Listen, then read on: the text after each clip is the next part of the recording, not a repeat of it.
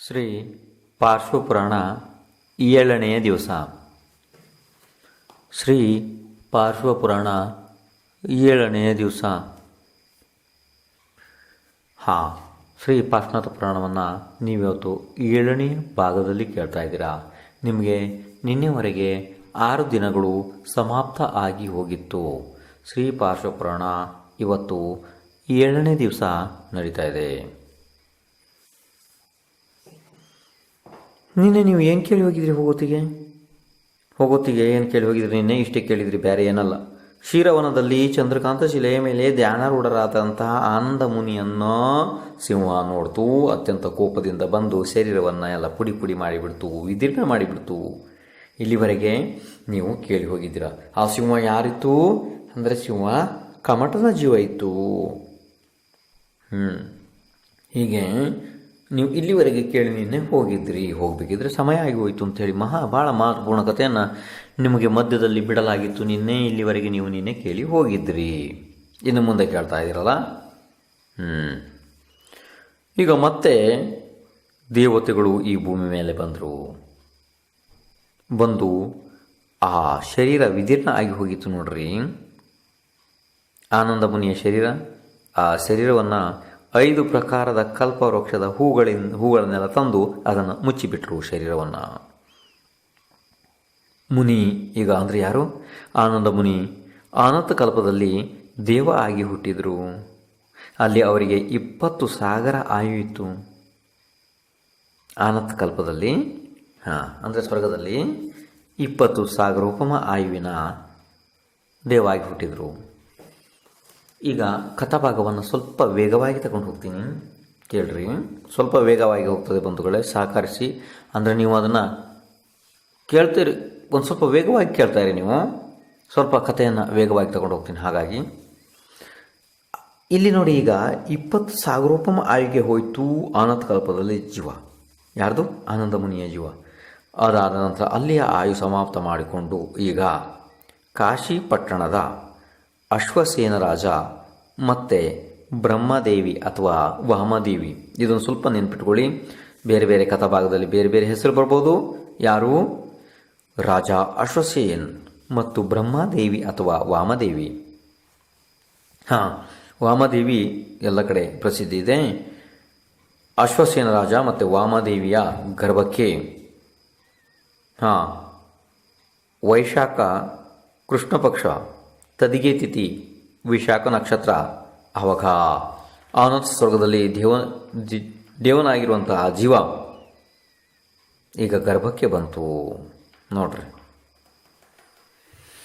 ಗರ್ಭಕ್ಕೆ ಬರೋದಕ್ಕಿಂತ ಮೊದಲೇನೆ ಅವರ ಅಂಗಳಗಳಲ್ಲಿ ಅಂದರೆ ಅವರ ಮನೆಯಲ್ಲಿ ಎಷ್ಟು 3.5 ಕೋಟಿ ಒಂದು ದಿವಸಕ್ಕೆ 3-4 ಸತಿ ಆ ರೀತಿ 3.5 ಕೋಟಿ ರತ್ನಗಳು ವೃಷ್ಟಿ ಆಗೋದಕ್ಕೆ ಪ್ರಾರಂಭ ಆಯಿತು. ಆಕಾಶದಿಂದ ದೇವತೆಗಳು ವೃಷ್ಟಿ ಮಾಡ್ತಿದ್ರು, ರತ್ನ ವೃಷ್ಟಿಯನ್ನು.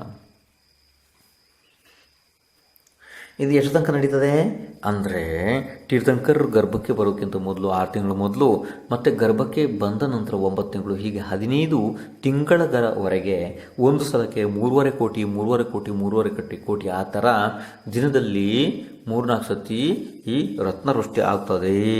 3.5 ಕೋಟಿ ರತ್ನಗಳು ಸುರಿತಾವೆ ಮ್ಯಾಲಿಂದ. ಇದನ್ನು ದೇವತೆಗಳು ಸುರಿಸ್ತಾರೆ. ಇರಲಿ, ಇದನ್ನು ನಾನು ವಿಸ್ತಾರವಾಗಿ ಇಲ್ಲಿ ಹೇಳಲ್ಲ. ಈ ಥರ ರತ್ನ ಸುರಿಯೋದಕ್ಕೆ ಪ್ರಾರಂಭ ಆಯಿತು. ಈಗ ಗರ್ಭಕ್ಕೆ ಬಂದು 9 ತಿಂಗಳು ಕೂಡ ಮುಗಿದು ಹೋಯಿತು. ಪುಷ್ಯ ಮಾಸದ ಕೃಷ್ಣ ಪಕ್ಷದ ಏಕಾದಶಿ ಎಂದು ಭಗವಾನರ ಅಂದರೆ ಭಗವಾನ್ ಬಾಲಕನ ಜನ್ಮ ಆಯಿತು. ಈ ಭಗವಾನ್ ಬಾಲಕ ಯಾರು? ಬೇರೆ ಯಾರು ಅಲ್ಲ, ಭಗವಾನ್ ಪಾರ್ಶ್ವನಾಥ್. ಅಂದರೆ 23ನೇ ತೀರ್ಥಂಕರಾಗುವಂಥ ಭಗವಾನ್ ಪಾರ್ಶ್ವನಾಥರ ಜನ್ಮ ಆಯಿತು. ಆ ಸಮಯದಲ್ಲಿ ಜ್ಯೋತಿರ್ಲೋಕದಲ್ಲಿ ಸಿಂಹನಾದ, ಕಲ್ಪವಾಸಿಯಲ್ಲಿ ಘಂಟಾನಾದ, ಭವನವಾಸಿ ಬೇರೆನಾದ, ವ್ಯಂತರದಲ್ಲಿ ಶಂಖನಾದ, ಹೀಗೆ ಬೇರೆ ಬೇರೆ ಪ್ರಕಾರದ ನಾದಗಳು ಆಗೋದಕ್ಕೆ ಪ್ರಾರಂಭ ಆಯಿತು ಅವರವರ ಕಲ್ಪಗಳಲ್ಲಿ. ಯಾಕೆಂದರೆ ದೇವತೆಗಳು 4 ಪ್ರಕಾರ ಇರ್ತಾರಲ್ಲ, ಮುಖ್ಯವಾಗಿ ಭವನವಾಸಿ, ವ್ಯಂತರ, ಜ್ಯೋತಿಷ್ಕ, ಕಲ್ಪವಾಸಿ ಅಥವಾ ವೈಮಾನಿಕ್. ಎಲ್ಲ ಜಾಗದಲ್ಲೂ ಏನಾಯಿತು, ಅವರವರ ಸ್ಥಳದಲ್ಲಿ ಆಯಾಯ ರೀತಿ ಅಂದರೆ ಒಂದು ಕಡೆ ಸಿಂಹನಾದ, ಘಂಟನಾದ, ಇನ್ನು ಬೇರಿನಾದ, ಈ ಥರ ಎಲ್ಲ ಆಗೋದಕ್ಕೆ ಪ್ರಾರಂಭ ಆಯಿತು. ಯಾಕೆಂದರೆ ಭಗವಾನರ ಜನ್ಮ ಆಯಿತು ಇಲ್ಲಿ. ಅವಾಗ ಅವರೆಲ್ಲ ಬಂದು ಜಿನೇಂದ್ರ ಭಗವಾನರನ್ನು ಇಲ್ಲಿಂದ ಎಲ್ಲಿಗೆ ತಗೊಂಡೋದ್ರು, ಆ ಬಾಲಕನನ್ನು ಎಲ್ಲಿಗೆ ತಗೊಂಡೋದ್ರು, ಸುಮೇರು ಪರ್ವತದ ಮೇಲೆ ತಗೊಂಡೋದ್ರು. ಸುಮೇರು ಪರ್ವತದ ಮೇಲೆ ತಗೊಂಡೋಗಿ ಅಲ್ಲಿ ಪಾಂಡುಕ ಶಿಲೆ ಮೇಲೆ ಕೂರಿಸಿ ಹಾಲಿನ ಸಮುದ್ರದಿಂದ ಹಾಲನ್ನು ತಂದು, ಅಂದರೆ 5ನೇ ಸಮುದ್ರದಿಂದ ಹಾಲನ್ನು ತಂದು ಅಭಿಷೇಕ ಮಾಡಿದರು. ಅದೆಲ್ಲ ಆಯಿತು. ಆ ಸಮಯದಲ್ಲಿ ಅಲ್ಲಿ ಅವರಿಗೆ ಪಾರ್ಶ್ವನಾಥ್ ಅಂತ ಹೇಳಿ ಹೆಸರಿಟ್ಟರು. ತಗೊಂಬಂದು ಈಗ ಅವರನ್ನು ವಾಪಸ್ ಬಿಟ್ಟರು. ಎಲ್ಲಿಗೆ? ಇಲ್ಲಿ ಕಥಾಭಾಗ ಒಂದು ಸ್ವಲ್ಪ ವೇಗವಾಗಿ ತಗೊಂಡು ಹೋಗ್ತೀನಿ. ನೋಡಿ, ತಗೊಂಬಂದುಬಿಟ್ರು ಇಲ್ಲಿಗೆ.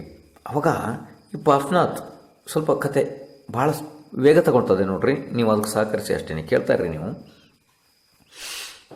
ಪಾರ್ಶ್ವನಾಥ್ ದೊಡ್ಡಾದರು. ಬಾಲ್ಯಕಾಲದ ಎಲ್ಲ ಅವರ ಕ್ರಿಯೆಗಳು ಮುಗಿತಾ ಇದ್ದು. ಈಗ ಒಂದ್ಸಲ ಅವರು ಊರ ಹೊರಗಿನ ಪ್ರದೇಶದಲ್ಲಿ ವಿಹಾರ ಮಾಡೋದಕ್ಕೆ ಅಂತ ಹೋದರು. ಆನೆ ಮೇಲೆ ಕೂತ್ಕೊಂಡು ಹೋಗ್ತಾಯಿದ್ರು ಅವರು, ರಾಜ್ಕುಮಾರ್ ಪಾರ್ಶ್ವನಾಥ್ ಆನೆ ಮೇಲೆ ಕೂತ್ಕೊಂಡು ಹೊರ ಪ್ರದೇಶದಲ್ಲಿ ವಿಹಾರ ಮಾಡೋದಕ್ಕೆ ಅಂತ ಹೋದರು. ಅಂದರೆ ಕಾಡಿನ ಪ್ರದೇಶ ಇತ್ತು, ದೊಡ್ಡ ದೊಡ್ಡ ಅರಣ್ಯ ಕಾಡಿತ್ತು, ಅಲ್ಲಿ ಹೋಗ್ತಾಯಿದ್ರು. ಆ ಸಮಯದಲ್ಲಿ ಅವರಿಗೆ ಒಬ್ಬ ಮನುಷ್ಯ ಕಂಡ. ಮನುಷ್ಯ ಅಂದರೆ ಯಾರು? ಅವನು ತಪಸ್ ಮಾಡ್ತಾಯಿದ್ದ. ಅವನು ಬೆಂಕಿಯನ್ನು ಉರಿಸಿ ಎಲ್ಲ ಕಡೆ ಬೆಂಕಿಗಳನ್ನು 5 ಪ್ರಕಾರದ ಬೆಂಕಿಗಳನ್ನು ಹಾಕಿ ಮಧ್ಯದಲ್ಲಿ ತನ್ನ ಶರೀರವನ್ನು ಇಟ್ಟು ತಪಸ್ ಮಾಡ್ತಾಯಿದ್ದ. ಆ ಥರ ಭಾರಿ ಭಯಂಕರ ತಪಸ್ ಮಾಡ್ತಾಯಿದ್ದ. ಆ ಸಮಯದಲ್ಲಿ ಪಾರ್ಶ್ವನಾಥ್ ಜೊತೆಗೆ ಸಾಕಷ್ಟು ಇನ್ನಿತರ ರಾಜಕುಮಾರ್ ಕೂಡ ಹೋಗಿದ್ದರು. ಎಲ್ಲಿಗೆ? ಆ ಕಾಡು ಒಳಗಡೆ ಹೋಗಿದ್ದರು. ಸಂಗಡಿಗರು ಸಾಕಷ್ಟು ಇದ್ದರು ಎಲ್ಲನ. ಆ ಸಮಯದಲ್ಲಿ ಸಂಗಡಿಗರು ಪಾರ್ಶ್ವನಾಥರನ್ನು ಕೇಳಿದರು. ಪಾರ್ಶ್ವನಾಥರನ್ನು ಉದ್ದೇಶಿಸಿ ಹೇಳಿದರು, ನೋಡಿ ಸ್ವಾಮಿ, ಆ ಮನುಷ್ಯ ಅಂದರೆ ಆ ತಾಪಸಿ ಎಷ್ಟು ದೊಡ್ಡ ತಪಸ್ಸನ್ನು ಮಾಡ್ತಿದ್ದಾನೆ, ಪಂಚಾಗ್ನಿ ತಪವನ್ನು ಮಾಡ್ತಿದ್ದಾನೆ, ಮತ್ತು ಇದು ಎಷ್ಟು ಶ್ರೇಷ್ಠವಾದ ತಪ ಅಂತ ಹೇಳಿದರು. ಅದಕ್ಕೆ ಪಾರ್ಶ್ವನಾಥರಂದರು, ಇದು ಶ್ರೇಷ್ಠವಾದ ತಪ ಅಲ್ಲ, ಇದು ಹಿಂಸೆಯ ತಪ ಇದೆ, ಇದು ಮಿಥ್ಯಾ ತಪ ಇದೆ. ಪೃಥ್ವಿ, ಜಲಾಗ್ನಿ, ವಾಯು, ವನಸ್ಪತಿ ಇದರಲ್ಲೆಲ್ಲ ಜೀವಗಳಿದ್ದಾವೆ. ಮತ್ತು ಇಂತಹ ಜೀವಗಳನ್ನೆಲ್ಲ ಸುಟ್ಟು ಹಾಕಿ ತಪಸ್ಸು ಮಾಡುವಂಥದ್ದು ಇದು ತಪಸ್ಸಿಲ್ಲ, ಮಿಥ್ಯಾ ತಪಸ್ಸಿದೆ, ಇದು ವ್ಯರ್ಥ ತಪಸ್ಸು ಇದೆ. ಇದರಲ್ಲಿ ಸಮಯ ಹಾಳಾಗ್ತದೆ ಮತ್ತು ಪಾಪದ ಉಪಾರ್ಜನೆ ಆಗ್ತದೆ. ಈ ಮಿಥ್ಯಾ ತಪದಿಂದ ಜೀವ ಘೋರ ನರಕ, ನಿಗೋಧ, ತಿರಿಯಂಚ ಆದಿ ದುಃಖವನ್ನು ಅನುಭವಿಸ್ತದೆ. ಯಾವುದೇ ರೀತಿ ಕಿಂಚಿತ್ ಕೂಡ ಆತ್ಮದ ಕಲ್ಯಾಣ ಇದರಲ್ಲಿ ಇಲ್ಲ ಅಂತ ಹೇಳಿಬಿಟ್ರು ಪಾರ್ಶ್ವನಾಥ್. ಅದನ್ನು ಕೇಳಿ ಏನು ಭಾಳ ರೊದ್ದ ಇದ್ದ ಇವನು, ಭಾಳ ವಯಸ್ಸಾಗಿತ್ತು ಇವನಿಗೆ. ಯಾರು? ತಪಸ್ ಮಾಡ್ತಾ ಇದ್ದ ಇವನಿಗೆ ಸಿಟ್ಟು ತಡ್ಕೊಳಕ್ಕಾಗದೆ ಸಿಟ್ಟು ಬಂತು, ಭಯಂಕರ ಸಿಟ್ಟು ಬಂದು ಆ ತಪವನ್ನು ಬಿಟ್ಟು ಅವನು ಬಂದು ಹೇಳ್ದ. ಆನೆ ಮುಂದೆ ಬಂದು ನಿಂತ. ಆನೆಯನ್ನು ಮುಂದೆ ಹೋಗಬಾರ್ದು, ಆ ರೀತಿ ಬಂದು ನಿಂತ. ತಪಸ್ಸಿ ಬಂದು ಹೇಳ್ತಾ ಇದ್ದಾನೆ, ನನ್ನ ತಪ ಯಾಕೆ ಮಿಥ್ಯೆ ಇದೆ? ಏನು ನನ್ನಲ್ಲಿ ನೀನು ಮಿಥ್ಯೆ ಕಂಡಿದೆ? ಏನು ಸುಳ್ಳು ಕಂಡಿದೆ ನೀನು? ನನ್ನಂಥ ತಪ ಮಾಡುವವರು ಇಲ್ಲಿ ಈ ಭಾಗದಲ್ಲಿ ಯಾರೂ ಇಲ್ಲ. ನಾನೇ ಶ್ರೇಷ್ಠ ತಪಸ್ವಿದ್ದೀನಿ ಅಂತೇಳಿ ಎಲ್ಲರನ್ನು ಮನ್ನಿಸಿದ್ದಾರೆ. ನೀನು ಮಾತ್ರ ಬಾಲಕ, ನಿನ್ನೆ ಹುಟ್ಟಿರುವಂಥ ಬಾಲಕ. ನೀನಿನ್ನು ಹಾಲ್ಗೆನ್ನೆಯ ಬಾಲಕ. ನನ್ನ ಮುಂದ್ಗಡೆ ಬಂದು ನಿಂತು ನಾನು ವೃದ್ಧ ತಪಸ್ವಿದ್ದೀನಿ, ಇಷ್ಟು ವರ್ಷದಿಂದ ತಪಸ್ಸು ಮಾಡ್ಕೊಂಬಂದಿದ್ದೀನಿ, ನನ್ನ ಮುಂದೆ ನಿಂತು ನೀನು ಮಿಥ್ಯ ತಪ ಅಂತ ಹೇಳ್ತಾ ಇದೆಯಾ, ಸುಳ್ಳು ತಪ ಅಂತ ಹೇಳ್ತಾ ಇದೆಯಾ? ಯಾಕೆ ಹೇಳಿದೆ ನೀನು ನನ್ನ ತಪವನ್ನು ಸುಳ್ಳು ತಪ ಅಂಥೇಳಿ ಭಾರಿ ಗದರಿಸಿದ ಆ ತಾಪಸಿ. ಆವಾಗ ಪಾರ್ಶ್ವನಾಥ್ ಸಮಾಧಾನವಾಗಿ ಅಂದರು, ನೀನು ಸುಡ್ತಾ ಇದೆಯಲ್ಲ ಕಟ್ಟಿಗೆ, ಆ ಕಟ್ಟಿಗೆಯಲ್ಲಿ 2 ಜೀವಗಳು ಬೆಂದು ಹೋಗ್ತಾ ಇದ್ದಾವೆ. ನೀನು ಮಿಥ್ಯಾ ತಪವನ್ನು ಮಾಡ್ತಾ ಇದೆಯಾ? ಪೃಥ್ವಿ, ಜಲಾಗ್ನಿ, ವಾಯು ಇದೆಲ್ಲ ಸುಟ್ಟು ಹೋಗ್ತಾ ಇದೆ, ಇದು ಬೇರೆ. ಅದರಲ್ಲಿ ನೀನು ತ್ರಸಜೀವ ಕೂಡ ಸುಡ್ತಾ ಇದೆಯಾ? ನಿನ್ನ ಮಿಥ್ಯಾ ತಪ ಇದೆ. ಈ ಕಟ್ಟಿಗೆ ಒಳಗಡೆ ನೀನು ಜೀವಗಳನ್ನು ಸುಡ್ತಾ ಇದೆಯಾ? ಹಾವುಗಳು ಸುಡ್ತಿದ್ದಾವೆ ಅದರೊಳಗಡೆ ಅಂತ ಹೇಳಿದ್ರು ಪಾರ್ಶ್ವನಾಥ್. ಯಾಕೆಂದರೆ ಅವ್ರಿಗೆ ಅವಧಿಜ್ಞಾನ ಇತ್ತು. ಆವಾಗ ಆ ತಾಪಸಿಗೆ ಮತ್ತೆ ಸಿಟ್ಟು ಬಂತು. ಕೊಡಲಿ ತಗೊಂಬಂದು ಆ ಕಟ್ಟಿಗೆಯನ್ನು ಒಡೆದ ತಕ್ಷಣವೇ ಅರ್ಧ ಬೆಂದಂತಹ 2 ನಾಗಯುಗಲಗಳು ಅಂದರೆ ಸರ್ಪಗಳು ಹೊರಗಡೆ ಬಂದ ತಕ್ಷಣ ಆ ತಾಪಸಿಗೆ ಬಹಳ ಆಶ್ಚರ್ಯ ಆಯಿತು ಈ ಪಾರ್ಶ್ವನಾಥರ ಜ್ಞಾನದ ಬಗ್ಗೆ. ಆವಾಗ ಆ ಅರ್ಧ ಬೆಂದಂಥ ನಾಗಯುಗಲಗಳು ಒದ್ದಾಡ್ತಿದ್ದಾವೆ. ಅಂದರೆ 2 ಹಾವುಗಳು ಒದ್ದಾಡ್ತಿದ್ದಾವೆ. ಆ ಹಾವುಗಳಿಗೆ ಆವಾಗ ಈ ಪಾರ್ಶ್ವನಾಥರು ಪಂಚನಮಸ್ಕಾರದ ಉಪದೇಶವನ್ನು ಕೊಟ್ಟರು ನೋಡ್ರಿ. ಪಂಚನಮಸ್ಕಾರದ ಉಪದೇಶವನ್ನು ಕೊಟ್ಟರು. ಅವು ಶಾಂತ ಪರಿಣಾಮದಲ್ಲಿ ಸತ್ತು ಹೋಗ್ಬಿಟ್ಟು ನಾಗಯುಗಲಗಳು ಅವು 2 ಧರಣೇಂದ್ರ ಮತ್ತು ಪದ್ಮಾವತಿ ಆಗಿ ಹುಟ್ಟಿಬಿಟ್ಟು ಎಲ್ಲಿ? ಪಾತಾಳ ಲೋಕದಲ್ಲಿ. ಧರ್ಮೇಂದ್ರ ಮತ್ತು ಪದ್ಮಾವತಿ ಆಗಿ ಭವನವ್ಯಾಸಿ ಒಳಗಡೆ ಹುಟ್ಟಿಬಿಟ್ಟು ಜೀವಗಳು. ಅಂದರೆ ನೋಡಿ, ಅಷ್ಟು ಮರಣ ಸಮಯದ ಮುಖ್ಯ ಅಂದರೆ ಧರ್ಮದ ಉಪದೇಶದ ಮಹತ್ವ ಇಲ್ಲಿ ಎಷ್ಟು ಚಂದ ಇದೆ ನೋಡಿ.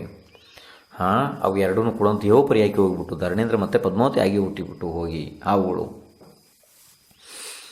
ಇಷ್ಟಾದ ನಂತರ ಈಗ ಕೇಳಿ, ಆ ತಪಸ್ ಮಾಡ್ತಾ ಇದ್ನಲ್ಲ, ಮಿಥ್ಯ ತಪಸ್ ಮಾಡ್ತಾ ಇದ್ನಲ್ಲ, ಅವನು ಯಾರು? ಅವನು ಬೇರೆ ಯಾರು ಅಲ್ಲಪ್ಪ, ಅವನು ಬೇರೆ ಯಾರು ಅಲ್ಲ, ಮೈಪಾಲ್ ಅಂಥೇಳಿ ಅವನು ಕಮಟನ ಜೀವ. ಹಿಂದಿನ ಭಾವದಲ್ಲಿ ಅವನು ಏನು ನರಕ ತಿರಿಯಂಚ ಎಲ್ಲ ಅನುಭವಿಸ್ತಾ ಇದ್ನಲ್ಲ ಕಮಟ, ಯಾವುದೋ ಒಂದು ಸಣ್ಣ ಪುಣ್ಯದ ಉತ್ಪತ್ತಿಯಿಂದ ಅವನು ಮನುಷ್ಯ ಆಗಿ ಹುಟ್ಟಿದ್ದ. ಅದನ್ನೇ ಅವನು ಮನುಷ್ಯ ಆಗಿ ಹುಟ್ಟಿ ಈ ಥರ ಮಿಥ್ಯ ತಪ ಮಾಡ್ತಾ ಇದ್ದ ಅವನು ನೋಡ್ರಿ. ಈಗ ಈ ಮಿಥ್ಯ ತಪ ಮಾಡಿ ಮಾಡಿ ಮಾಡಿ ಮಾಡಿ ಅವನು ಸತ್ತೋಗಿದ್ದ. ಯಾರು? ಆ ವಯಸ್ಸಾದಂಥ ತಾಪಸಿ ಸತ್ತು ಈಗ ಭೂತಾನಂದ ಅಂಥೇಳಿ ದೇವಪರ್ಯಾಯದಲ್ಲಿ ಹೋಗಿ ಹುಟ್ಟಿದ್ದಾನೆ. ಅವನು ಸ್ವಲ್ಪ ಏನೋ ಪುಣ್ಯದ ಉಪಾರ್ಜನೆ ಆಗಿತ್ತು ಅಂಥೇಳಿ ದೇವಪರ್ಯಾಯದಲ್ಲಿ ಹೋಗಿ ಹುಟ್ಟಿದ್ದಾನೆ. ಇರಲಿ, ಈಗ ಪಾರ್ಶ್ವನಾಥರಿಗೆ ಸ್ವಲ್ಪ ವಯಸ್ಸಾಯಿತು. ಆವಾಗ ಇವರಿಗೆ ಮದುವೆ ಮಾಡಬೇಕು ಅಂಥೇಳಿ ಏರ್ಪಾಡು ಮಾಡೋದಕ್ಕೆ ಪ್ರಾರಂಭ ಮಾಡಿದರು. ಆದರೆ ಇವರ ಆಯು ಭಾಳ ಚಿಕ್ಕದಿತ್ತು. ಆದಿನಾಥ ಭಗವಂತರದೆಲ್ಲ ಎಷ್ಟೆಷ್ಟು ದೊಡ್ಡ ದೊಡ್ಡ ಆಯುಗಳಿದ್ದು, ಆ ಥರ ಇವರ ಆಯುಗಳು ಇಲ್ಲ, ಭಾಳ ಸಣ್ಣ ಆಯು ಇದೆ, ಅಂದರೆ ಕಡಿಮೆ ಆಯು ಇದೆ. ಅಷ್ಟರಲ್ಲೇ ಇವರ ಸಾಧನೆ ಆಗಬೇಕು, ಇವರು ತೀರ್ಥಂಕರ ಆಗಬೇಕು, ಎಲ್ಲ ಆಗಬೇಕು. ಅದು ಇವಾಗ 30 ವರ್ಷ ಆಗಲೇ ಮುಗಿದು ಹೋಗಿತ್ತು. ಯಾರಿಗೆ? ಪಾರ್ಶ್ವನಾಥರಿಗೆ. ಆವಾಗ ಮದುವೆ ವಿಷಯ ಬಂದಾಗ ಅವರಿಗೆ ವೈರಾಗ್ಯ ಆಗಿ ಹೋಯಿತು. ಯಾಕೆಂದರೆ ಮದುವೆ ಆಗಿ ನಾನು ಎಷ್ಟು ಸಮಯ ಏನು ಮಾಡೋದಕ್ಕೆ ಸಾಧ್ಯ, ನನ್ನ ಆಯು ಇನ್ನು ಭಾಳ ಕಡಿಮೆ ಇದೆ ಅಂಥೇಳಿ ವಿಚಾರ ಮಾಡಿ 30ನೇ ವಯಸ್ಸಿಗೆ ಅವರಿಗೆ ವೈರಾಗ್ಯ ಆಗಿತ್ತು. ವೈರಾಗ್ಯ ಆದ ತಕ್ಷಣ ಲೌಕಾಂತಿಕ ದೇವತೆಗಳು ಬಂದರು. ಯಾರು? ಸಾರಸ್ವತ, ಆದಿತ್ಯ, ವರುಣ, ಹೌದೆಲ್ಲ ಇದ್ದಾರಲ್ಲ, ಅವರು ಬೇರೆ ಬೇರೆ ಎಲ್ಲವೂ ಲೌಕಾಂತಿಕ ದೇವತೆಗಳು ಬಂದು ಅವರನ್ನು ವೈರಾಗ್ಯದ ಸ್ತುತಿ ಮಾಡಿದ್ರು. ವೈರಾಗ್ಯದ ಸ್ತುತಿ ಮಾಡ್ರು, ಸ್ವರ್ಗದಿಂದ ಪಾಲ್ಕಿಯನ್ನು ಕೂಡ ತಂದಿಟ್ಟರು. ಆವಾಗ ಇಲ್ಲಿಯ ರಾಜರು 7 ಹೆಜ್ಜೆ ಆ ಪಾಲ್ಕಿಯನ್ನು ಹೊತ್ತರು. ಮತ್ತು ದೇವತೆಗಳು ಆಕಾಶ ಮಾರ್ಗದಲ್ಲಿ ಹೊತ್ಕೊಂಡು ಹೋದರು. ಈಗ ಪಾರ್ಶ್ವನಾಥರು ಸ್ವಯಂ ದೀಕ್ಷೆ ತಗೋತಾ ಇದ್ದಾರೆ. ದೀಕ್ಷೆ ತಗೋಬೇಕಿದ್ರೆ ಪಾರ್ಶ್ವನಾಥ್ ಭಗವಾನರ ಜೊತೆಗೆ 500 ಮಂದಿ ಇತರ ರಾಜರು ಕೂಡ ದೀಕ್ಷೆ ತಗೊಂಡ್ರು. ಈಗ ಭಗವಾನ್ ಪಾರ್ಶ್ವನಾಥ್ ದೀಕ್ಷಿತರಾದರು. ಆ ಸಮಯ ಯಾವುದಿತ್ತು? ದೀಕ್ಷಿತರಾದ್ರಲ್ಲ, ಆ ಸಮಯ ಆದಿತ್ತು ಪುಷ್ಯ ಮಾಸ, ಕೃಷ್ಣ ಪಕ್ಷ, ಏಕಾದಶಿ, ಪೌರಾಣ ಕಾಲ, ಅಂದರೆ ಬೆಳಿಗ್ಗೆ ಕಾಲ ಇತ್ತು. ಆವಾಗ ಅವರು ದೀಕ್ಷೆ ತಗೊಂಡ್ರು. ದೀಕ್ಷೆ ತಗೊಂಡ ತಕ್ಷಣ ಅವರಿಗೆ ಮನಃಪರ್ಯಾಯ ಜ್ಞಾನದ ಪ್ರಾಪ್ತಿ ಆಯಿತು. ಮತ್ತು 7 ವೃದ್ಧಿಗಳಿಂದ ಸಹಿತರಾದರೂ. ಈಗ ಪಾರ್ಶ್ವನಾಥ್ ಮಹಾಮುನಿಯ ಆ ಕೇಶಲೋಚನ ಆಗಿತ್ತಲ್ಲ, ಕೇಶಲೋಚನ ಪಂಚಮುಷ್ಟಿ ಕೇಶಲೋಚನ ಮಾಡ್ತಾರಲ್ಲ, ನಾನು ವಿಸ್ತಾರದ ಕತೆ ಮಾಡ್ತಿಲ್ಲ, ಕತೆ ಭಾಳ ವೇಗವಾಗಿ ಹೋಗ್ತಾ ಇದೆ. ಇದನ್ನು ಸ್ವಲ್ಪ ನೀವು ಅರ್ಥ ಮಾಡ್ಕೊಂಡು ಹೋಗ್ರಿ ಅಷ್ಟೇ. ಆ ಪಂಚಮುಷ್ಟಿ ಕೇಶಲೋಚನ ಆಗಿತ್ತಲ್ಲ, ಕೇಶಲೋಚನ ಅಂದರೆ ಕೂದಲನ್ನು ತೆಗೆದಿರ್ತಾರೆ ನೋಡ್ರಿ. ಆ ಕೂದಲನ್ನು ಸೌಧರ್ಮೇಂದ್ರ ವಜ್ರದ ಪಿಟಾರದೊಳಗಡೆ, ಅಂದರೆ ವಜ್ರದ ಕರಡಿಗೆ ಒಳಗಡೆ ಹಾಕಿ ಅದನ್ನು ಕ್ಷೀರ ಸಮುದ್ರದಲ್ಲಿ ತೊಗೊಂಡೋಗಿ ಬಿಟ್ಟ ಕೂದಲನ್ನು. ಈಗ ಭಗವಾನ್ ಪಾರ್ಶ್ವನಾಥ್ ಅಂದರೆ ಮುನಿ ಪಾರ್ಶ್ವನಾಥ್ ಈಗ ಒಂದು ಉಪವಾಸ ಮಾಡಿದರು. ಆ ಉಪವಾಸದ ಬಳಿಕ ಅವರು ಪದ್ಮಕೇಟ ನಗರಕ್ಕೆ ಹೋದರು ಆಹಾರಾರ್ಥ. ಆವಾಗ ಪದ್ಮಕೇಟ ನಗರದ ಸ್ವಾಮಿ ಇದ್ದ ಸುಶರ್ಮರಾಜ. ಅವನು ಸುಶರ್ಮರಾಜಯವರಿಗೆ ನಿರ್ದೋಷವಾದ ಆಹಾರವನ್ನು ಕೊಟ್ಟಾಗ ರತ್ನವೃಷ್ಟಿ ಆಯಿತು, ಸ್ವರ್ಣವೃಷ್ಟಿ ಆಯಿತು, ಪುಷ್ಪವೃಷ್ಟಿ ಆಯಿತು, ಮಂದ ಸುಗಂಧ ವಾಯು ನಡೀತು, ಎಲ್ಲ ಕಡೆ ದೇವದುಂದುಬಿ ಆಯಿತು. ಇದನ್ನು ಪಂಚ ಆಶ್ಚರ್ಯ ಅಂತ ಕರೀತಾರೆ. ಇದ್ರ ಬಗ್ಗೆ ಹಿಂದೆಲ್ಲ ನಿಮಗೆ ಹೇಳಿದ್ದಿದೆ. ಪಂಚ ಆಶ್ಚರ್ಯ ಯಾವ್ಯಾವುದು? ರತ್ನವೃಷ್ಟಿ, ಸ್ವರ್ಣವೃಷ್ಟಿ, ಪುಷ್ಪವೃಷ್ಟಿ, ಮಂದ ಸುಗಂಧ ವಾಯು ಮತ್ತು ದೇವದುಂದುಬಿ.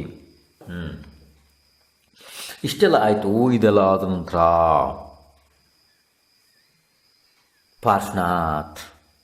ಭಗವಾನ್ ಪಾರ್ಶ್ವನಾಥ್ ಮುನಿ ಅವಸ್ಥೆಯಲ್ಲಿದ್ದಾರೆ. ಈಗ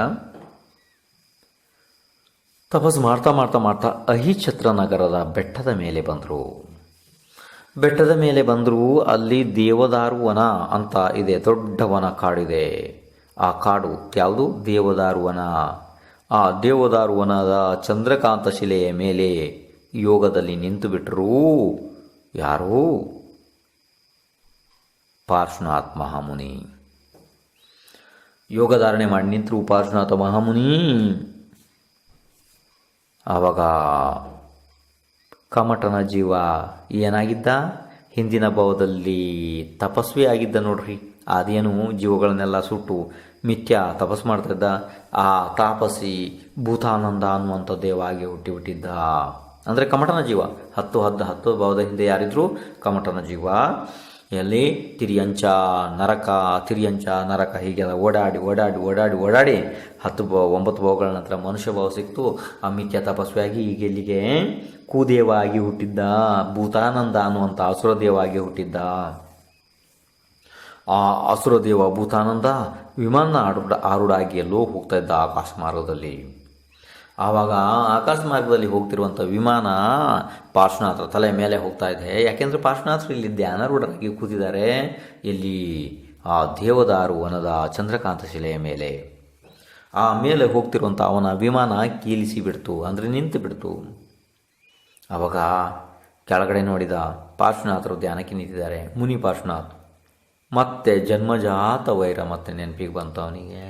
ಎಷ್ಟು ಜನ್ಮದಿಂದ ಅವನು ಕಮಟ ಇಂಥ ವೈರ ಸಾಧನೆ ಮಾಡ್ಕೊಂಬರ್ತಿದ್ದಾನೆ ನೋಡ್ರಿ. ಮತ್ತೆ ಅವನಿಗೆ ವೈರ ನೆನಪಿಗೆ ಕೆಳಗಡೆ ಬಂದ.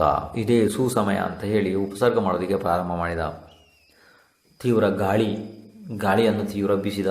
ಯಾಕೆಂದರೆ ದೇವತೆಗಳಲ್ಲಿ ವಿಕ್ರಿಯೆ ಇರ್ತದಲ್ಲ, ಆ ವಿಕ್ರಿಯ ಶಕ್ತಿಯಿಂದ ಇವನು ಏನು ಮಾಡ್ತಿದ್ದಾನೆ, ಈಗ ಭಾಳ ಉಪಸರ್ಗ ಮಾಡ್ತಿದ್ದಾನೆ ದೇವ ಭೂತಾನಂದ್. ದೊಡ್ಡ ತೀವ್ರ ಗಾಳಿ ಬೀಸಿದ.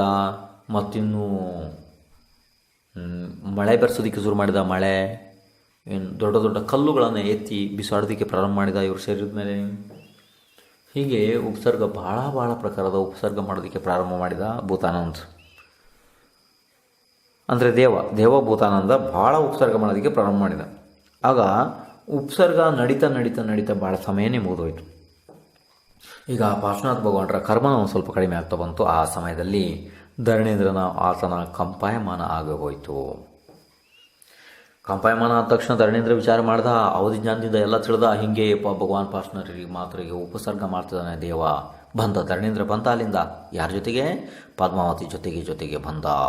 ಅಂದರೆ ಧರಣೇಂದ್ರ ಪದ್ಮಾವತಿ ಇಬ್ಬರು ಬಂದರು ಈ ಭೂಮಿ ಮೇಲೆ. ಭೂಮಿಯನ್ನು ಸೀಳಿ ಮೇಲೆ ಬಂದಂಥ ಧರಣೇಂದ್ರ ಪದ್ಮಾವತಿ ಆ ಸಮಯದಲ್ಲಿ ಭಗವಾನರಿಗೆ 3 ಪ್ರದಕ್ಷಿಣೆ ಬಂದರು. ಭಗವಾನರಿಗೆ 3 ಪ್ರದಕ್ಷಿಣೆ ಬಂದು 1,000 ಹೆಡೆಯ ಸರ್ಪದ ಆಕಾರವನ್ನು ಮಾಡಿ 1,000 ಹೆಡೆಗಳ ಆಕಾರ, ಸರ್ಪದ ಆಕಾರ ಮಾಡ್ರಿ ನೋಡ್ರಿ. ಅದೊಂದು ಸರ್ಪ ಅವೇನು ತಿರ್ಯಂಚು ಪ್ರಾಣಿ ಅಲ್ಲ. ಯಾರು? ಧರಣೇಂದ್ರ ಪದ್ಮಾವತಿ. ಅವರು ದೇವಪರ್ಯಾಯದ ದೇವತೆಗಳಿದ್ದಾರೆ. ವಿಕ್ರಿಯ ಶಕ್ತಿಯಿಂದ ಆ ರೀತಿ ಮಾಡಿದ್ದಾರೆ. 1,000 ಹೆಡೆಯ ಸರ್ಪದ ಆಕಾರ ತಾಳಿದನು ಯಾರು? ಈ ಧರಣೇಂದ್ರ. ಅಂದರೆ ಇವರನ್ನು ಈಗ ಉಪಸರ್ಗದಿಂದ ಉಳಿಸಬೇಕು. ಹಾಗಾಗಿ ಪದ್ಮಾವತಿ ವಜ್ರದ ಛತ್ರವನ್ನು ಎತ್ತಿ ಹಿಡಿದ್ಲು, ಅಂದರೆ ಭಗವಾನರ ತಲೆ ಮೇಲೆ. ಈ ಥರ ಮಾಡಿ ಅವನು ತನ್ನ ಹೆಡೆಯ ಮೇಲೆ ಭಗವಾನರನ್ನು ಕೂರಿಸಿಬಿಟ್ಟ. ಯಾರು? ಈ ಧರಣೇಂದ್ರ. ಮತ್ತು ಮೇಲೆ ಪದ್ಮಾವತಿ ಛತ್ರಿ ಹಾಕಿದ್ಲು. ಹೀಗೆ ಕಥೆಯಲ್ಲಿ ಬೇರೆ ನಿಮಗೆ ಕಥೆಯಲ್ಲಿ ಒಂದು ಸ್ವಲ್ಪ ವ್ಯತ್ಯಾಸ ಬರ್ಬೋದು. ಇದು ಅಂದರೆ ಅಂತೂ ಇವರು ಧರಣೇಂದ್ರ ಮತ್ತು ಪದ್ಮಾವತಿ ಬಂದು ಉಪಸರ್ಗ ದೂರ ಮಾಡಿದ್ದು ಇದಂತೂ ನಿಶ್ಚಿತ ಇದೆ. ಇದನ್ನು 100% ಇದೆ. ಇದನ್ನು ಯಾರು ಏನು ಮಾಡೋದಕ್ಕಾಗಲ್ಲ. ಆದರೆ ವಿಚಾರ ಅದಲ್ಲ, ಈ ಯಾರು ಛತ್ರಿ ಹಿಡಿದ್ರು ಮತ್ತು ಯಾರು ಭಗವಾನರ ತಲೆಯ ಮೇಲೆ ಇದನ್ನು ಹೆಡೆ ಹಾಕಿದ್ರು, ಅದರಲ್ಲಿ ಸ್ವಲ್ಪ ಎಲ್ಲ ಕಥೆಗಳಲ್ಲಿ ಸ್ವಲ್ಪ ವ್ಯತ್ಯಾಸ ಬರ್ತದೆ. ಆದರೆ ನಾವೀಗ ನೋಡ್ತಿದ್ದಂಗೆ ಎಲ್ಲ ಕಡೆ ಇಲ್ಲೆಲ್ಲ ಎಲ್ಲ ಮೂರ್ತಿಗಳಿದಾವಲ್ಲ, ಎಲ್ಲ ಮೂರ್ತಿಯ ತಲೆ ಮೇಲೆ ಧರಣೇಂದ್ರನ ಹೆಡೆ ಇದೆ. ಪದ್ಮಾವತಿದ್ದಲ್ಲ, ಧರಣೇಂದ್ರನ ಹೆಡೆ. ಅಂದರೆ ಹೆಡೆ ಅಂದರೆ ಯಾವುದು? ಫಣ ಅಂತಿರಲ್ಲ ನೀವು, ಯಾವುದು ಸರ್ಪದ ಫಣ ಅಂತಿರಲ್ಲ, ಹಾಗೆ ಅದನ್ನು ಕನ್ನಡದಲ್ಲಿ ಹೆಡೆ ಅಂತಾರೆ. ಅರ್ಥ ಆಯಿತು? ಸರ್ಪದ ಹೆಡೆ ಅಂತಾರೆ. ಈ ಸರ್ಪ ನಿಜವಾದ ಸರ್ಪ ಅಲ್ಲ. ಈಗ ನಮ್ಮಲ್ಲಿ ಇಲ್ಲೆಲ್ಲ ಹಾವುಗಳಿರ್ತಾವಲ್ಲ, ಆ ರೀತಿ ಹಾವು ಅಲ್ಲ. ವಿಕ್ರಿಯ ಶಕ್ತಿಯಿಂದ ಧರಣೇಂದ್ರ ಆ ರೀತಿ ಮಾಡ್ಕೊಂಡಿದ್ದಾನೆ, ಆ ರೀತಿ ರೂಪ ಮಾಡಿದ್ದಾನೆ ಅಷ್ಟೇ. ಹಾಗೆ ತಿಳ್ಕೊಳ್ರಿ ನೀವು. ದೇವತೆಗಳ ನಿಜವಾದ ರೂಪ ಅದಲ್ಲ. ದೇವತೆಗಳ ನಿಜವಾದ ರೂಪ ಭಾಳ ಸುಂದರವಾದ ರೂಪ ಇರ್ತದೆ. ವಜ್ರಋಷಭನ ಅಲ್ಲ, ಹೆಂಗೆ ಸಮಚತುರ್ ಸಂಸ್ಥಾನ ಇರ್ತದೆ ಅವ್ರದ್ದು. ಅರ್ಥ ಆಯಿತು? ಅಲ್ಲಿ ಸಮನೊಂದು ಇರೋದಿಲ್ಲ, ಸಂಸ್ಥಾನ. ಅಂದರೆ ಆಕಾರ ಇರ್ತದೆ. ಆಕಾರ ನಾವು ಇಲ್ಲಿ ಇರುವ ರೀತಿ ವಜ್ರಋಷಭನ ಸಮನ ಈ ಥರ ಏನಿಲ್ಲ, ಆ ಥರ ಅಲ್ಲ. ಆದರೆ ಆಕಾರ ಯಾವುದಿರ್ತದೆ? ಆಕಾರ ಸಮಚತುರ ಸಂಸ್ಥಾನ ಆಕಾರ ಇರ್ತದೆ. ಭಾಳ ಸುಂದರವಾದ ರೂಪ ಇರ್ತದೆ ಅವ್ರದ್ದು. ಹಾವಿನ ರೂಪ ಎಲ್ಲ, ಈ ರೀತಿ ಕ್ರೂರ ರೂಪ ಅಲ್ಲ ದೇವತೆಗಳದ್ದು. ಇದೇನು ಅಂದರೆ ಆ ಸಮಯದಲ್ಲಿ ಭಗವಾನರ ಉಪಸರ್ಗವನ್ನು ದೂರ ಮಾಡೋದಕ್ಕೋಸ್ಕರ ಆ ರೀತಿ ವೇಷವನ್ನು, ಆ ರೀತಿ ವಿಕ್ರಿಯದಲ್ಲಿ ಆ ರೀತಿ ಸರ್ಪದ ವೇಷವನ್ನು ಹಾಕಿದ ಧರಣೇಂದ್ರ. ಅದಾದ ನಂತರ ಧರಣೀಂದ್ರ ಮತ್ತು ಈ ಪದ್ಮಾವತಿ ಅಲ್ಲಿ ಭಗವಾನರ ಉಪಸರ್ಗ ದೂರ ಮಾಡೋದಕ್ಕೆ ನಿಂತರು. ಈಗ ಏನೇ ಕಲ್ಲುಗಳು ಏನೇ ಮಳೆಗಳು ಎಲ್ಲ ಬಿಸಾಡ್ತಾ ಇದ್ನಲ್ಲ ಭೂತಾನಂದ, ಅದೆಲ್ಲ ಈ ಧರಣೇಂದ್ರನ ಹೆಡೆಯ ಮೇಲೆ ಬಂದು ಬೀಳ್ತಾ ಇದ್ದು. ಹಾಂ, ಹೀಗೆ ಆಯಿತು. ಹೀಗೆ ಆದ ತಕ್ಷಣ ಈಗ ನೋಡ್ರಿ, ಅಲ್ಲಿ ಏನು ಪದ್ಮಾವತಿ ವಜ್ರದ ಛತ್ರವನ್ನು ಎತ್ತಿ ಹಿಡಿದಿದ್ಲು, ಅಲ್ಲಿಂದ ಆ ನಗರಕ್ಕೆ ಅಹಿಚ್ಛತ್ರ ನಗರ ಅಂತ ಹೆಸರು ಬಂತು. ಅಹಿಚ್ಛತ್ರ ನಗರ ಅಂತ ಹೆಸರು ಆಗೋದಕ್ಕೆ ಅದೇ ಕಾರಣ. ಅವಾಗ ಉಪಸರ್ಗ ನಡೀತಾ ಇದೆ. ಆ ಉಪಸರ್ಗವನ್ನು ಧರಣೇಂದ್ರ ಪದ್ಮಾವತಿ ಅವರು ಭಕ್ತಿಯಿಂದ ಬಂದು ದೂರ ಮಾಡ್ತಾ ಇದ್ದಾರೆ. ಈಗ ಚೈತ್ರ ಮಾಸ, ಕೃಷ್ಣ ಪಕ್ಷ, ಚತುರ್ದಶಿ ದಿವಸ, ವಿಶಾಖ ನಕ್ಷತ್ರ ಇತ್ತು. ಆವಾಗ ಭಗವಾನ್ ಪಾರ್ಶ್ವನಾಥರಿಗೆ ಕೇವಲ ಜ್ಞಾನ ಆಗಿ ಹೋಯಿತು. ನೋಡ್ರಿ, ವಿಚಾರ ಮಾಡ್ರಿ. ಅಂದರೆ ಆ ಕಡೆದ ಉಪಸರ್ಗ ನಡೀತಾ ಇದೆ. ಭೂತಾನಂದ ಏನು ಮಾಡ್ತಿದ್ದಾನೆ? ಉಪಸರ್ಗ ಮಾಡ್ತಾ ಇದ್ದಾನೆ ಅಸುರ. ಅದೇ ಸಮಯದಲ್ಲಿ ಪಾರ್ಶ್ವನಾಥರು ಶುಕ್ಲಧ್ಯಾನದಲ್ಲಿ ಆರೂಢರಾದರು. ಆವಾಗ ಅವರ ಮೇಲೆ ಹೆಡೆ ಇತ್ತು. ಯಾರ್ದು? ಧರಣೇಂದ್ರನ ಹೆಡೆ ಇತ್ತು. ಧರಣೇಂದ್ರ ಎಲ್ಲ ಅಂದರೆ ಉಪಸರ್ಗದಿಂದ ತಡಿತಿದ್ದಾನೆ ಅವನು. ಈ ಉಪಸರ್ಗ ಮಾಡೋದು ಈ ಭೂತಾನಂದನ ಉಪದ್ರದಿಂದ ತಡಿತಾ ಇದ್ದಾನೆ. ಆವಾಗ ಅದೇ ಸಮಯದಲ್ಲಿ ಅವರಿಗೆ ಶುಕ್ಲಧ್ಯಾನದ ಪ್ರಾಪ್ತಿ ಆಯಿತು.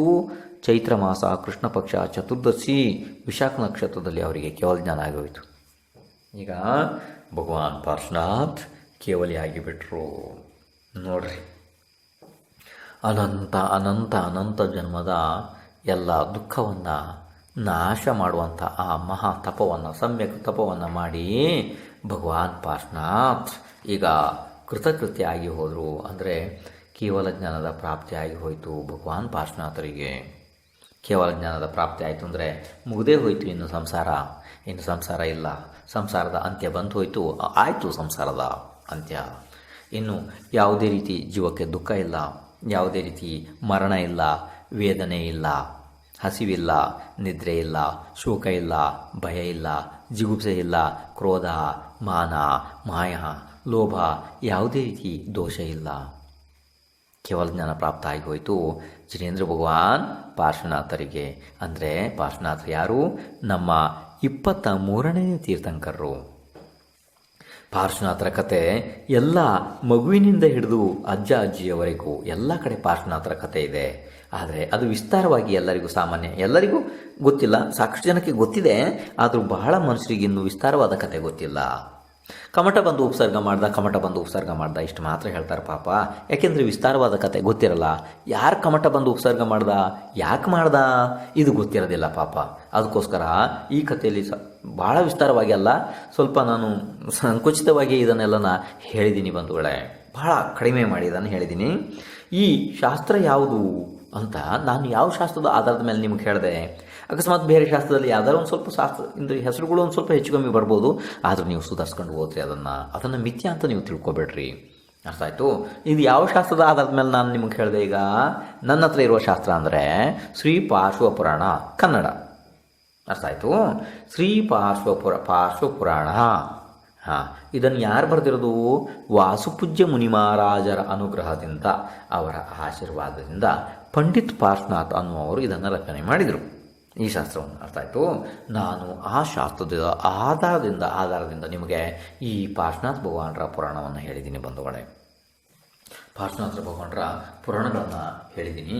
ಈ ಪುರಾಣಗಳನ್ನು ನಾನು ಆ ಶಾಸ್ತ್ರದಲ್ಲಿ ಅವರು ಎಷ್ಟು ಬರೆದಿದ್ದಾರೆ, ದೊಡ್ಡ ಶಾಸ್ತ್ರ ಇದೆ ಅದು, ಅಷ್ಟು ಹೇಳಿಲ್ಲ ನಿಮಗೆ. ಭಾಳ ಸಂಕುಚಿತ ಮಾಡಿ ಅದರಲ್ಲಿ ಮುಖ್ಯ ಬಿಂದುಗಳನ್ನು ಆರಿಸಿ ನಿಮಗೆ ಎಷ್ಟು ಮುಖ್ಯ ರೂಪದಲ್ಲಿ ನಿಮಗೆ ಅದನ್ನು ಹೇಳೋದಕ್ಕೆ ಬೇಕು, ಮುಖ್ಯ ರೂಪದಲ್ಲಿ ದಿನ ನೀವು ಇದನ್ನು ಚಿಂತನೆ ಮಾಡೋದಕ್ಕೆ ಬೇಕು, ನಿಮಗೆ ಚಿಂತನೆ ಆಗಬೇಕಿದು ಮುಖ್ಯ ರೂಪದಲ್ಲಿ. ಹಾಂ, ಇದು ಕೂಡ ಧರ್ಮಧ್ಯಾನ ಇದೆ ನಿಮಗೆ. ಈ ಕಥೆಯ ಮುಖ್ಯ ರೂಪದಲ್ಲಿ ನಿಮಗೆ ಚಿಂತನೆ ಆಗಬೇಕು. ನಮ್ಮ ಮಹಾಪುರುಷರಾದ ಅಂದರೆ ನಮ್ಮ ಶಲಾಕ ಪುರುಷ, ಮಹಾಪುರುಷ ಮತ್ತು ನಮ್ಮ ತೀರ್ಥಂಕರರಾದ 23ನೇ ತೀರ್ಥಂಕರ್ ಪಾರ್ಶ್ವನಾಥ್. ಅವರು ಪಾರ್ಶ್ವನಾಥ್ ಭಗವಾನ್ ತೀರ್ಥಂಕರ ಆಗೋದಕ್ಕಿಂತ ಮೊದಲೇ ಅವರಿಗೆ ಎಷ್ಟು ಕಷ್ಟಗಳು ಬಂದು ಏನೇನಾಯಿತು, ಎಷ್ಟು ಕಷ್ಟಗಳನ್ನು ಅವರೆಲ್ಲ ತರ್ಕೊಂಡ್ರು ಅನ್ನೋದ್ರ ಬಗ್ಗೆ ಎಷ್ಟು ದೊಡ್ಡ ವಿಸ್ತಾರವಾದ ಕಥೆಯನ್ನು ಹೇಳಿ ಮಾಡಿದ್ದಾರೆ. ಏನೇನಾಯಿತು, ಎಷ್ಟು ಭಾವ ಮುಗಿದು ಹೋಯ್ತು ಪಾರ್ಶ್ವನಾಥರದ್ದು ಗೊತ್ತಿದೆಯಲ್ಲ ನಿಮಗೆ. ಎಷ್ಟು ಭಾವಗಳು ಮುಗಿದೋಯ್ತು ಹೇಳಿ. ಮರುಭೂತಿ, ಅಲ್ಲಿಂದ ಪ್ರಾರಂಭ ಆಯ್ತು ಕತೆ. ಎಲ್ಲಿಂದ? ಮರುಭೂತಿಯಿಂದ. ಮರುಭೂತಿ, ಆನೆ, ಸಹಸ್ರ ಕಲ್ಪದಲ್ಲಿ ದೇವ, ಕೇಚರ ರಾಜ, ಅಚ್ಯುತ ಕಲ್ಪದಲ್ಲಿ ದೇವ, ಮತ್ತೆ ರಾಜ, ಮತ್ತೆ ಗ್ರೈವೇಕದಲ್ಲಿ ದೇವ, ಮತ್ತೆ ಆನಂದ ಅನ್ನುವಂಥ ರಾಜ, ಮತ್ತೆ 9 ಆನಂದ ಕಲ್ಪದಲ್ಲಿ ದೇವ, 10ನೇ ಭಾವದಲ್ಲಿ ಈಗ ಪಾರ್ಶ್ವನಾಥ್. ಹಾಂ, ಅದೇ ರೀತಿ ಕಮಟ ಅವರ ಅಣ್ಣ, ಯಾವಾಗ ಮರುಭೂತಿ ಕಮಟ ಇದ್ರಲ್ಲ, ಕಮಟ ಅವರ ಅಣ್ಣ ಒಂದು ಭಾವದಲ್ಲಿ ಕಮಟ, 2ನೇ ಭಾವದಲ್ಲಿ ಕುಕುಟೋರ್ಗ ಸರ್ಪ, 3ನೇ ಭಾವದಲ್ಲಿ ಮತ್ತೆ ಸರ್ಪ ಹೆಬ್ಬವಾಗಿ ಹುಟ್ಟಿದ, 4ನೇ ಭಾವದಲ್ಲಿ ಧೂಮಪ್ರಭಾ ಅನ್ನುವಂಥ 5ನೇ ನರಕಕ್ಕೆ ಹೋದ, ಮತ್ತು 5ನೇ ಭಾವದಲ್ಲಿ ಹಿಮಪರ್ವತದಲ್ಲಿ ಹೆಬ್ಬವಾಗಿ ಹುಟ್ಟಿದ, 6ನೇ ಭಾವದಲ್ಲಿ 6ನೇ ನರಕದ ನಾರಕಿಯಾಗಿ ಹುಟ್ಟಿದ, 7ನೇ ಭಾವದಲ್ಲಿ ವ್ಯಾಧ ಅಂದರೆ ಬೇಡಾಗಿ ಹುಟ್ಟಿದ, 8ನೇ ಭಾವದಲ್ಲಿ ತಮಪ್ರಭದ ನಾರಕಿಯಾಗಿ ಹುಟ್ಟಿದ, 9ನೇ ಭಾವದಲ್ಲಿ ಮತ್ತೆ ಸಿಂಹ ಆದ.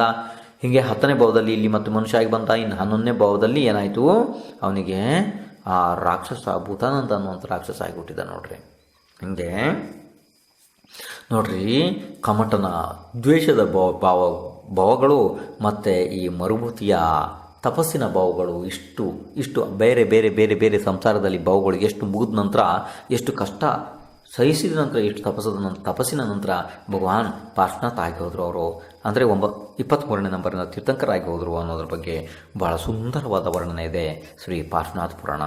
ಬಂಧುಗಳೇ, ಸಾಮಾನ್ಯ ನೀವು ಈಗ ಈ ಪಾರ್ಶ್ವನಾಥ ಪುರಾಣವನ್ನು ತಿಳಿದಿದ್ದೀರಿ ಅಂತ ನನಗೆ ಅನಿಸ್ತಾ ಇದೆ. ಈಗ ಸಮಯ ಕೂಡ ಇನ್ನು ಜಾಸ್ತಿ ಉಳಿದಿಲ್ಲ, ಇನ್ನು ಇದರ ಬಗ್ಗೆ ಇಷ್ಟೇ ವರ್ಣನೆ ಪರ್ಯಾಪ್ತ, ಅಂದರೆ ಸಾಕು ಅಂತ ನನಗೆ ಯಾಕೋ ಕಾಣ್ತಾ ಇದೆ. ಆದ್ದರಿಂದ ಬಂಧುಗಳೇ, ಈಗ ಇವತ್ತಿಗೆ ಈ ಮಹಾಶಾಸ್ತ್ರವಾದ ಪಾರ್ಶ್ವ ಪುರಾಣವನ್ನು ನಾವು ಸಮಾಪ್ತ ಮಾಡೋಣ ಅಂತ ಇದ್ದೀವಿ, ಅಂದರೆ ಇವತ್ತಿಗೆ ಮುಗಿಸೋಣ ಅಂತ ಇದ್ದೀವಿ ಇದನ್ನು. ಆದ್ದರಿಂದ ಬಂಧುಗಳೇ, ನೀವು ಇದನ್ನು ಪದೇ ಪದೇ ಈ ಶಾಸ್ತ್ರ ಅಂದರೆ ಕೇಳ್ರಿ, ಇದನ್ನು ಪದೇ ಪದೇ ಕೇಳಿ ಕೇಳಿ ಕೇಳಿ ನೀವು ಎಷ್ಟಾಗುತ್ತೆ ಅಷ್ಟನ್ನು ನೆನಪು ಮಾಡಿಕೊಡ್ರಿ.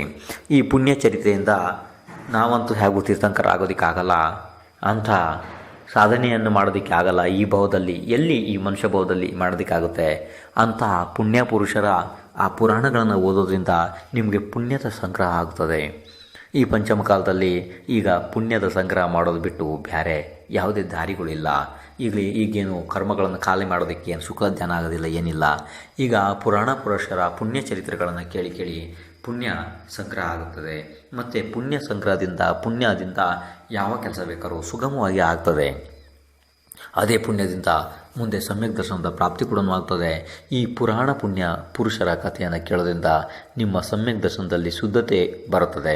ಯಾರಿಗೆ ಯಾವ ಜೀವಕ್ಕೆ ಸಮ್ಯಕ್ ದರ್ಶನ ಇಲ್ಲ, ಆ ಜೀವಕ್ಕೆ ಸಮ್ಯಕ್ ದರ್ಶನ ಪ್ರಾಪ್ತಿ ಮಾಡ್ಕೊಳ್ಳೋದಕ್ಕೆ ಬಹಳ ಮುಖ್ಯ ಸಹಕಾರಿ ಕಾರಣ ಅಂದರೆ ಪ್ರಥಮಾನುಯೋಗ ಇದ್ದ ಹಾಗೆ ಸಮ್ಯಕ್ ದರ್ಶನಕ್ಕೆ ಸಹಕಾರಿ ಕಾರಣ ಇನ್ನು ಅನ್ಯ ಯಾವುದು ಕಾಣ್ತಾ ಇಲ್ಲ. ಯಾಕೆಂದರೆ ಪ್ರಥಮಾನುಯೋಗದಲ್ಲಿ ಆ ರೀತಿ ಮಹಾಶಕ್ತಿ ಇದೆ. ಇವೆಲ್ಲ ಪ್ರಥಮಾನುಯೋಗದ ಕಥೆಗಳ ಒಂದೊಂದು ಭಾಗಗಳಿದ್ದಾವೆ ಬಂಧುಗಳೇ. ಆದ್ದರಿಂದ ಈ ಅನುಯೋಗ ಕೂಡ ಜಿನೇಂದ್ರ ಭಗವಾನರ ವಾಣಿ ಇದೆ ಪ್ರಥಮಾನುಯೋಗ. ಈ ಪ್ರಥಮಾನುಯೋಗದಿಂದ ಕೂಡ ತಮ್ಮ ತಮ್ಮ ಜೀವಗಳು ಕಲ್ಯಾಣ ಮಾಡ್ಕೊತವೆ. ಆದ್ದರಿಂದ ಬಂಧುಗಳೇ, ಈ ಕಥಾಭಾಗವನ್ನು ಈಗ ಇಲ್ಲಿಗೆ ಮುಗಿಸಲಾಗ್ತದೆ. ಶ್ರೀ ಪಾರ್ಶ್ವನಾಥ ಭಗವಾನರಿಗೆ ಜಯವಾಗಲಿ. ವೃಷಭಾದಿ ಮಹಾವೀರ ಪರ್ಯಂತ 24 ತೀರ್ಥಂಕರರಿಗೆ ಜಯವಾಗಲಿ. ಪರಮ ಪೂಜ್ಯ ಆಚಾರ್ಯ ಚಾರಿತ್ರ ಚಕ್ರವರ್ತಿ ಶಾಂತಸಾಗರ ಮಹಾರಾಜರಿಗೆ ಜಯವಾಗಲಿ. ಪರಮ ಪೂಜ್ಯ ಆಚಾರ್ಯ ರತ್ನ ಬಾಹುಬಲಿ ಮುನಿ ಮಹಾರಾಜರಿಗೆ ಜಯವಾಗಲಿ. ಸಮಸ್ತ ಶಿಕ್ಷಣ ಗುರುಗಳಿಗೆ ಜಯವಾಗಲಿ. ದೀಕ್ಷಾಗುರು ಉಪದೇಶ ರತ್ನಾಕರ ಅರಹತ್ ಬಲಿ ಮಹಾರಾಜರಿಗೆ ಜಯವಾಗಲಿ. ಜಯ.